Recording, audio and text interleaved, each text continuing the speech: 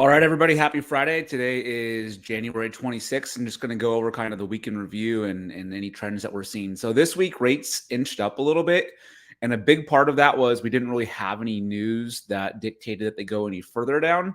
And December was a phenomenal month for rates. So barring any huge news in the last few weeks, rates weren't going to drop much further, if at all. And they've instead inched up a little bit. So next week, we're going to hear from the Fed. We could see some volatility, but most likely we're not going to. And the expectation, what we're going to talk about here in a second, is we're still going to see lower rates, and it could mean good news for the housing market. So let's go ahead and I'll share my screen here and we'll go over a couple things real quick. So this first article right here is just stating the obvious that the housing market may be headed for a shift.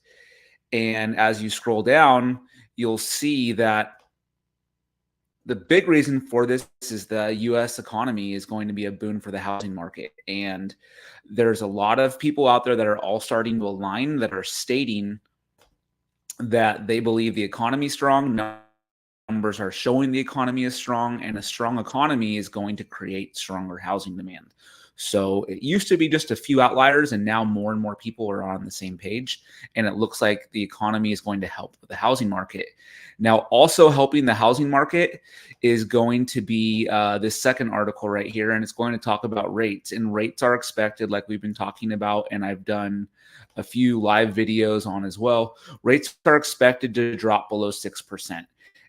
And a couple things here that we discussed, each time rates drop 1%, you're allowing about 5 million people back into the purchase market.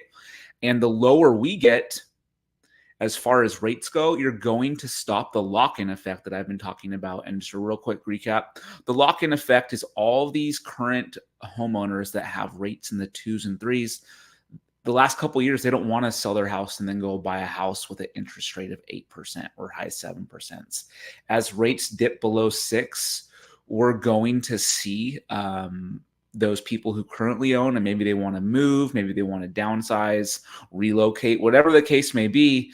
The biggest reason stopping them from moving currently for a lot of them are the interest rates. If we remove those, like this article is discussing, like you can see here, mortgage rates will fall below 6%, and the U.S. economy will avoid a recession, Fannie Mae says. Then we're going to get the move in. We're going to get the move up buyers, the move out, the retirees, all those things. They're going to start to move. It's going to ease all the pressure that we currently have in that tight inventory, and the market should have a healthy flow. So again, rates inched up a little bit this week, but we do have a lot of good news coming out, and I'm still on the same belief that rates are going to drop below 6% this year. Inventory is going to increase gradually, and we're going to have a healthy market. That's it for this week, and I will see everybody next week. Please feel free to reach out, share this with anybody you think might find it valuable, and we will talk to you soon.